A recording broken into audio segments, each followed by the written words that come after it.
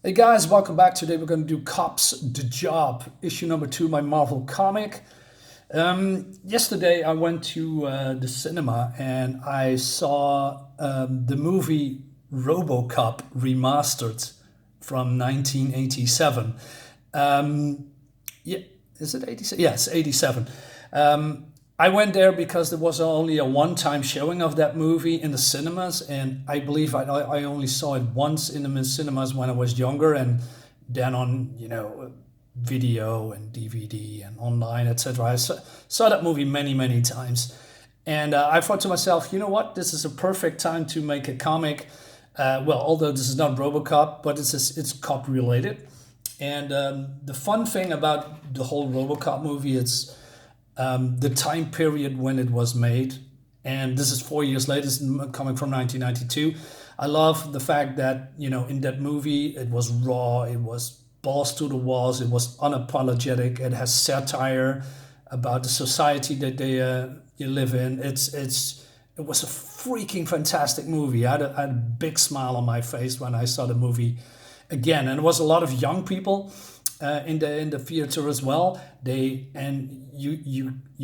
have never seen that movie because were surprised how much violence and jokes and stuff there is in here that is nowadays a big no-no. I mean, everything is, like I said many times before, that everything is offensive. Everything is people are outraged all the time, 24/7 about nothing.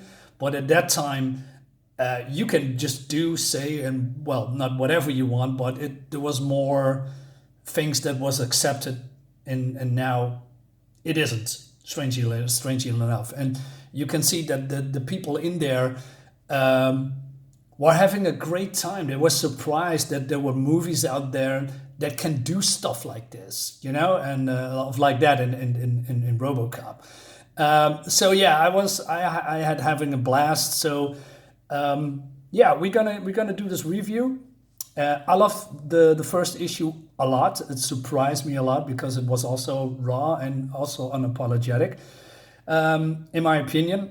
So the story is about some kind of a killer, and it's called the Eviscerator Killer.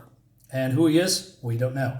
But he's on the loose, and yeah, but there's not much lead about who he is and where and when he might strike. So we're gonna follow Mo here and Nick as they do the daily routine, and they are coming in situations like this, like a robbery.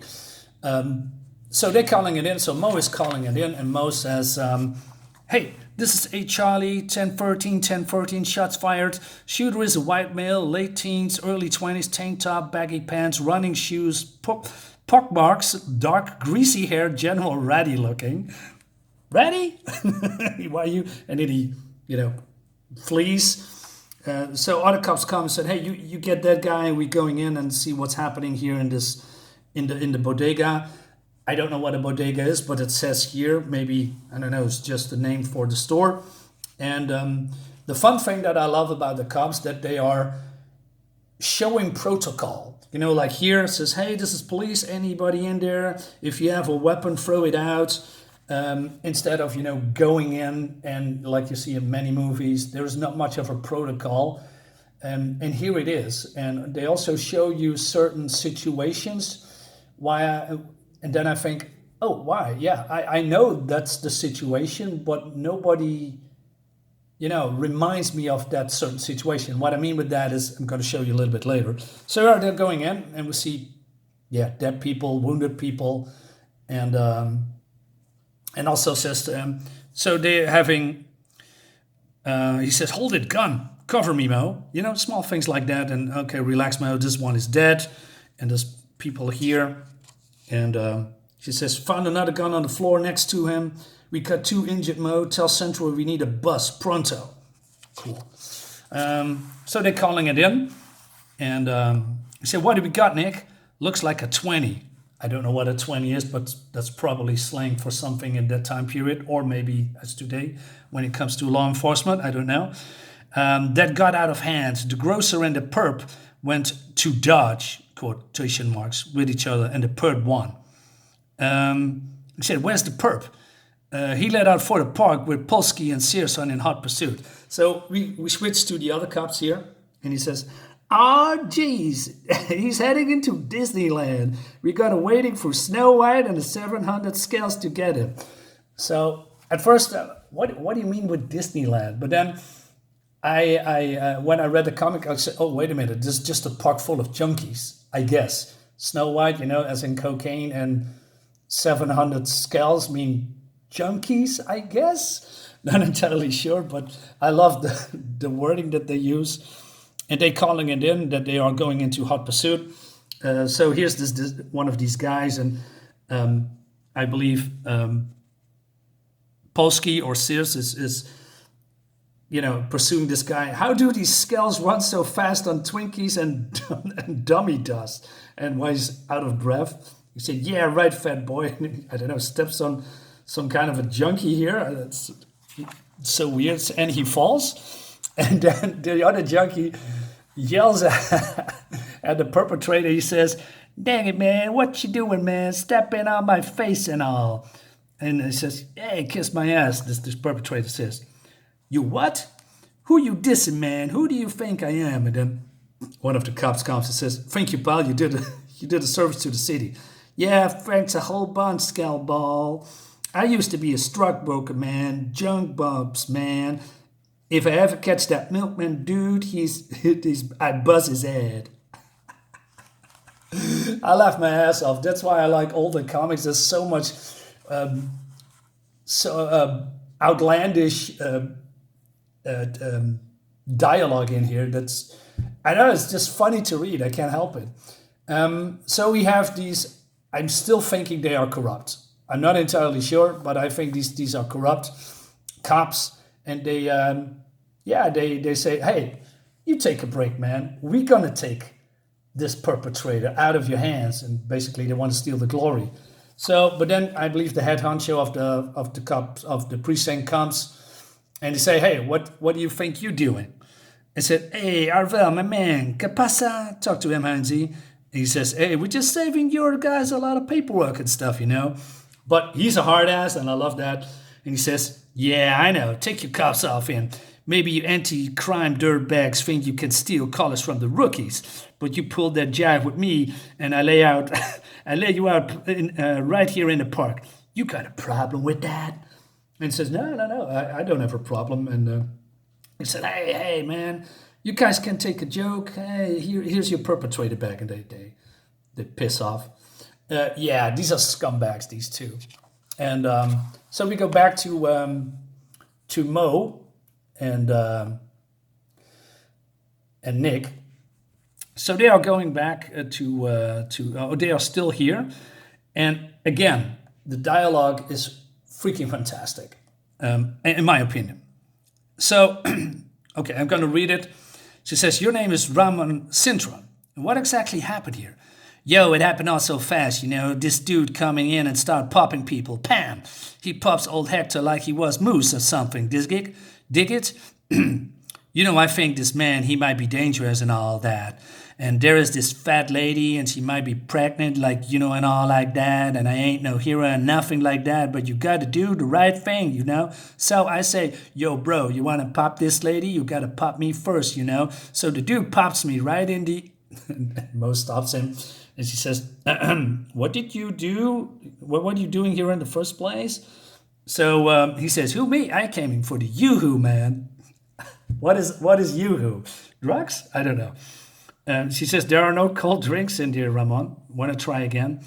And then somebody says, "What's with the extra gun, Mo? Was there a second shooter?" And then this woman says, "Hey, he's the one who shot me the bum. Hector shot him, and then the other one shot Hector." Yeah, I had you going for a while, huh? You can't blame me for trying, man." All these people are hustling and try to get out of being taken to jail or whatever. So they're going back to the precinct, and it's the day off, and Mo here signs, "Hey, I'm going home because I'm tired." But Nick says, "Hey, why don't you, come on, let's go to O'Reilly's and having a drink and so on, and just relax." But then this guy comes, and I'm not sure who he is. I believe he's a big shot in the cup department, but I don't remember it anymore. And he is talking about to get some hookers, and then he comes and, hey, honey, hey, you Liam Dunnigan's little girl. What's this? Patricia? No, Siobhan? Maureen, she says. Yeah, that's it. I didn't make the connection when I met you at the eviscerated crime scene. And said, what's the matter? Don't you know you got a rabies downtown? Not even sure what that means, but again, I'm not familiar with the whole American slang from the time period and what it all means, but I find it interesting. But then he says, I gotta put a hook you in and send someplace nice instead of this hole. It was joints like that, a joint like this that killed you, old man. And then she looked so really surprised and said, what do you mean? He said, my dad got shot in his cab while he was moonlighting. And he says, oh yeah, right. Well, I gotta get going. I don't know, man. There's something fishy going on. So they are here in the bar, and Nick is trying to cheer her up about what this guy is saying. And he says, you know what? I have enough to drink. I'm going home. And that's what they are doing. But then here are these scumbags again, and they are basically getting humiliated by Mo.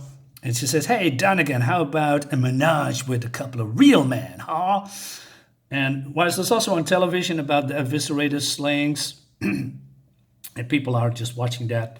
And he says, but Maureen says to these guys, I'd rather swim naked through a school of piranha. And then Nick comes and says, you gotta hand it to you. Some guys play hard to get. You two play hard to want. And everybody's laughing at them. And says, yeah, go on, laugh. Yeah, these two, there's something up with these guys. I don't know. But I love the small, subtle details that's hanging in the background, which I know there's going to be some kind of a revelation or payback or payoff. Yeah, really well done. Oh, by the way, maybe I forget to mention it. It's done by Larry Hama, Joe Jusko, Mike Harris, and Jimmy Palmiotti. Great stuff. Yeah, what's with the resolution? Come on. What's that? Come on. Here we go. So she's coming home, and there's a guy carrying out a television, and he says, oh, come on, I don't believe this. Please move. Put down the TV. And said, if you heard that lady in there, and this guy says, what? Look, that old juicer was zonged in when I went in, and she was zonged when I split. You really a cop? That gun real? I didn't zip to the old juicer. That gun ain't real. And he said, Mom, are you all right? She said, oh, wait, that was your mom? I'm out of here. And then he flees, and she says, come back. You gotta be kidding. And then she goes in and sees that her mom was just passed out. Not sure if she was drunk or that she was sleeping. But yeah, she is safe, fortunately. And then next day, remember in issue 1, then with because Mo and and Nick, sorry, I got something in my throat. They are going back to the East Village Community Action Spearhead. And remember this activist? And it seems that she has a beef with Nick. He said, you, Caruso. Nick Caruso, that's his name. Since when are you empowered to grant divorces in the state of New York? Yeah, that's true, because he basically lied because of the dispute between this couple, this girl or this woman. Been talking to Carmen. You know she's got some loose carnations. And if you want to know what I mean with that, just go back to and watch my review of Cops, The Job, issue number 1. You get a kick out of it. And he says, stuff the flowers. Carmen told me all about that phony divorce you gave her. And Louis, you think poor people are here just here for your amusement? She is considering legal action over not being allowed to see Louis after he was stabbed. Yeah, and that woman says, I was humidified. I need monetary constipation. But Nick says, but Mo says, what are you talking about, Judith? She's the one who stabbed him, for Christ's sake. Then how come she not in jail? Were there any charges brought against Miss Rumis? No, says Nick. You're being named in the lawsuit, Caruso. Yeah, how come I'm not in jail? And this woman says, "Shut up! I'm watching TV," or something like that. But that Mo says, "You're not in jail because your husband Lewis is crazy in love with you and won't press charges." That is exactly what happened. But this woman is absolutely crazy. But yeah, so they're getting another call that there's something happened and there's a fire in the building. So they go there. There's a house on fire, and they split in two. And he says, "Hey Mo, whatever you do not go into the building." But she's ignoring that because there's people in there, and so she's dragging the people out. And then we see here with Caruso, this I don't know, this couple of young girls.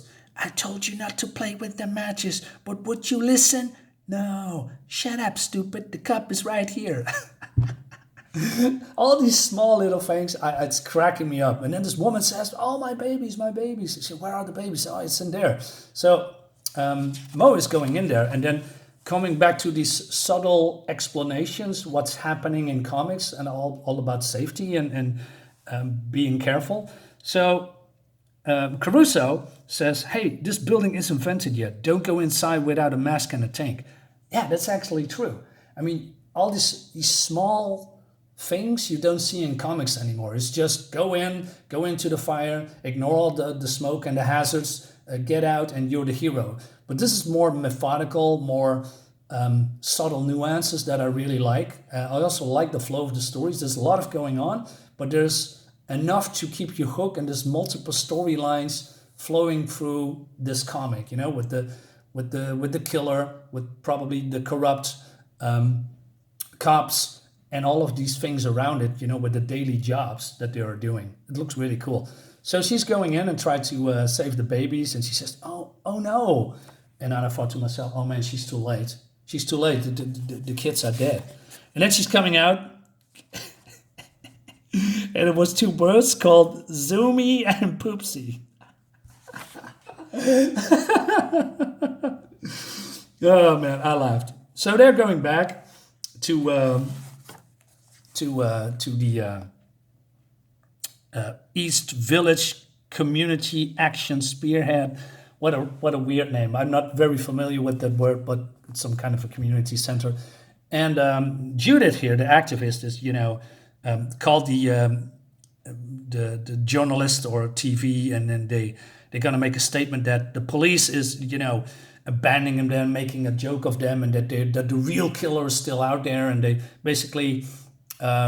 She is, saying really bad stuff about the precinct and the cops.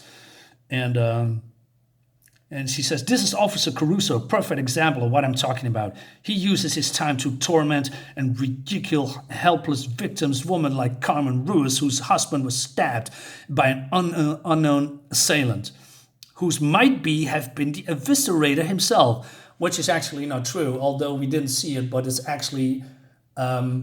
that guy is stabbed by his own wife, but we don't have evidence about that, but it's pretty obvious. But, this woman doesn't care about that.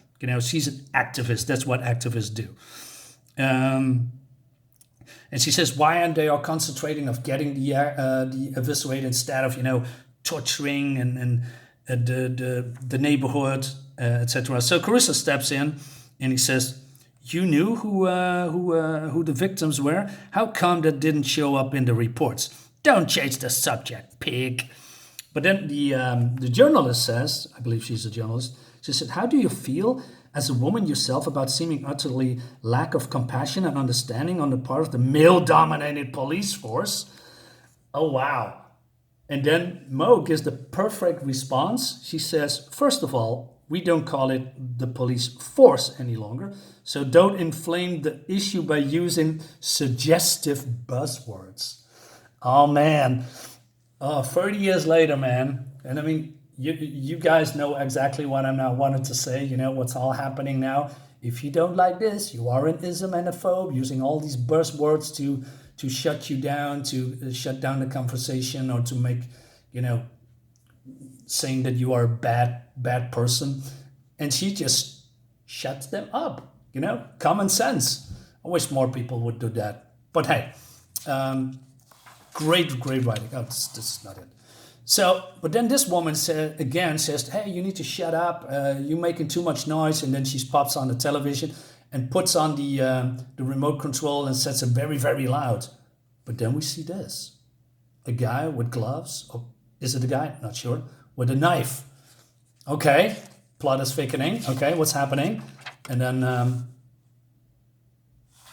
well, we see this stuff. Actually, I haven't read this part. I accidentally skipped this. I did. Okay, I just. Oh, okay. Well, surprise for me then. So Caruso says the department is doing everything it can to bring down the eviscerator. There's only so much we can do. And then also Mo says most of the serial killers have a pattern. The victims have a common denominator. Until we determine what the denominator is, there's not much the task force can do. Well, yeah, of course they are limited. But on this side, this woman is getting butchered. As you can see here, God, well, you can see what it is. And then she's being cleaned or cut up. I'm not entirely sure. I have to go back to this. I haven't read this sentence, by the way, because I accidentally skipped that. But we can do without it. But then this is happening. So the body is getting towed to the roof, I guess. And then while they're getting back into the car, this happens. Holy shit. She's been thrown off the roof into the police car. If that's not a statement, yeah, to be continued. Exactly. I really like this comic a lot. It's only 4 issues, so that's too bad. It's not going to be a follow-up. Yeah, great stuff. Cops the job. Excellent. Guys, thank you so much. See you next time. Bye-bye.